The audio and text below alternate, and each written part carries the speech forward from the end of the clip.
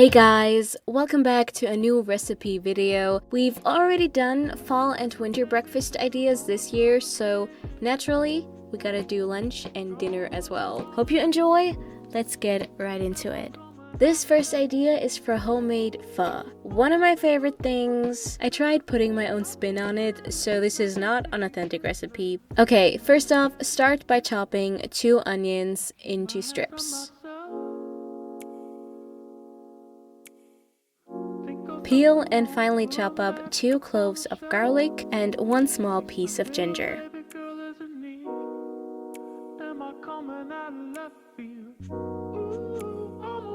Add the onion first, letting that brown for about 5 minutes.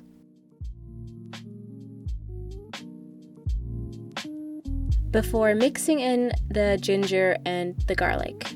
The thing that makes pho is the spices you put in it. We've got anise, cinnamon sticks, a bay leaf, and cloves.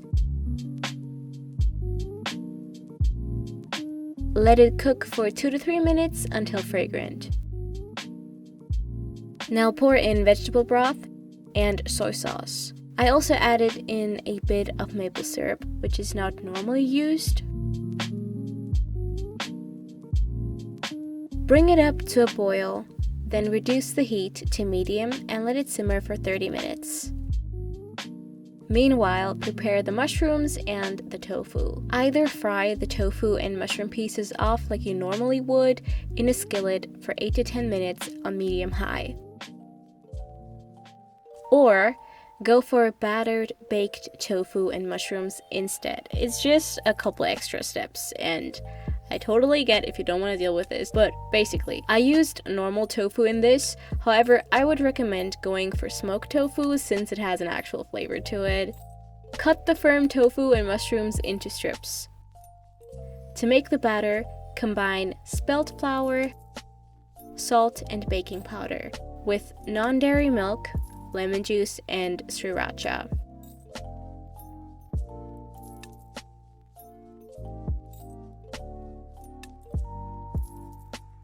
Line a baking sheet with parchment paper and have your oven be preheated to 200 degrees Celsius. Dip the tofu and mushroom pieces into the batter like so, then lay them all out on the baking sheet. Well, this looks like a mess and a half, but trust me, it works. They come out like savory tofu-filled pancakes. After 30 minutes of simmering, take out the spices. You can also strain this whole thing if you want like a clear broth, but I just thought it was easier to pick out the spice pieces, the pieces of spice. For the rice noodles, either cook them up separately according to the packaging, or if you know you're not planning on having any of the soup left over, add the noodles straight to the pot, cooking them for about 5 minutes until tender. I served it with fresh spinach to get my greens in, a couple baked tofu and mushroom pieces, and fresh lemon juice. In the original recipes, you would add lime juice instead. You would also top it off with bean sprouts and Thai basil, which I didn't have, so there you go. But that's it. This is it for the first recipe. On to the next one. We're making cozy jackfruit and red lentil pasta. I stumbled upon this pack of jackfruit at DM. You can also find plain jackfruit in jars or cans at organic stores or Asian supermarkets. Just make sure you don't buy the stuff with syrup.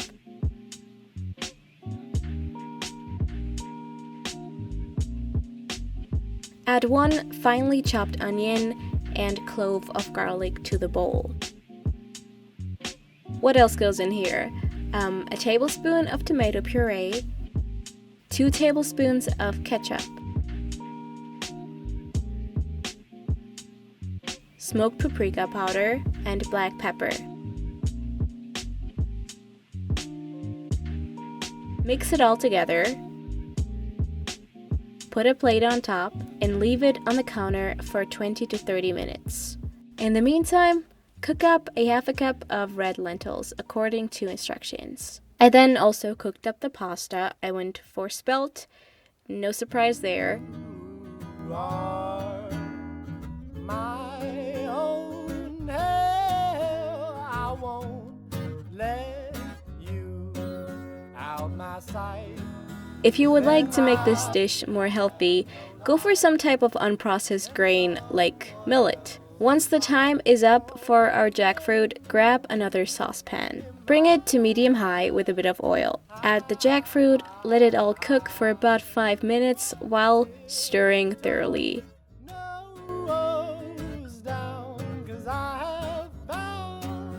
Then add some veggie broth and pureed tomatoes, also known as passata.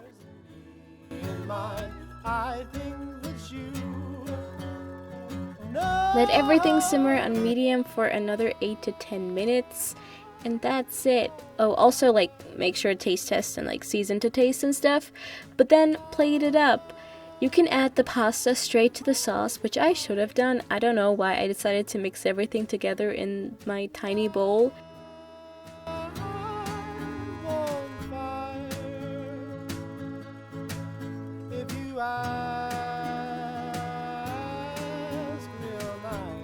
You guys asked for some German recipes on this channel. Well, this one is not really a German recipe, but it's a typical vegan Buddha bowl made up of all types of German ingredients. It might not be the prettiest thing that I've ever made, but it turned out to be really yummy. This bowl consists of a couple different components, and you can also just pick the ones you like since there are a few steps involved if you choose to do all of them. Component number 1, cooked potatoes.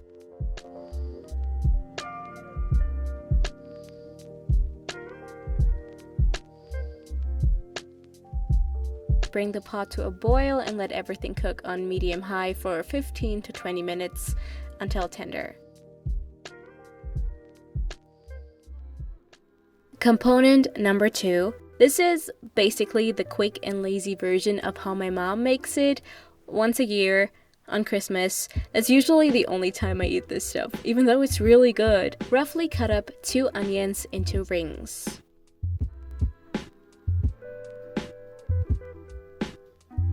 Heat up a small saucepan with a teaspoon of vegan butter. Add the onion and let it fry for 5 minutes on medium-high. Then mix in the agave or maple syrup and let that cook for a few more minutes.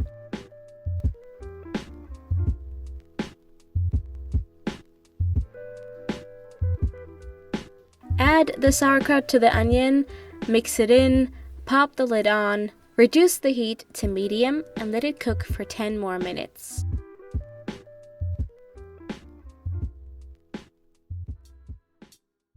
Component number 3.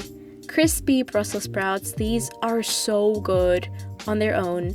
Get some Brussels sprouts, remove the stems, and then cut each one in half.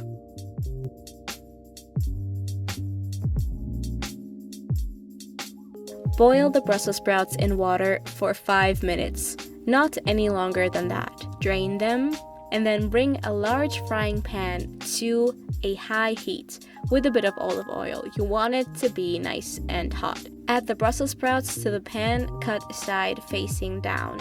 Let them crisp up for 3 to 4 minutes on each side. And then once they're all nice and crispy, hit them with some salt before taking them out, and that's it. Component number 4 is sausages. I got these ones from DM and they were not the worst. I'm sure there's better vegan versions out there, but I just never buy them, so I have no idea what's good. So if you have any recommendations for vegan sausages, leave a comment down below. Component number 5 would be greens. You can't have a Buddha bowl without them. Yeah, these are probably the most German greens I could find. The Fettsalat. Lastly, for a creamy dressing, I combined a tablespoon of hummus with a tablespoon of lemon juice, which I always like to do. And then to make it more German, I added a teaspoon of mustard and then a teaspoon of agave syrup. It might sound weird to mix these ingredients together, but it works. assemble everything, make sure all food components are neatly arranged next to each other. Yeah, like I said in the beginning, this is not a pretty bowl, I know, but it's really good. Like, I was surprised when I made this. I just realized that I should have finished this off with pretzels. I really hope you enjoyed this video. If you like what I make and you're new here, then you can subscribe if you want to. There's more cool stuff coming soon. This past week, I went through a bit of a rut, a creative crisis, you could call it. But I'm back, and I have some fun stuff coming soon, and videos that I'm really excited to share with you. So stay tuned for that. Have a wonderful night, day, or whatever time it is that you're watching this. I'll see you soon. Bye! I mean, you know I ain't lying, 'cause I hate wasting time. You said soon we'll be leaving this place, no life to find. And you would not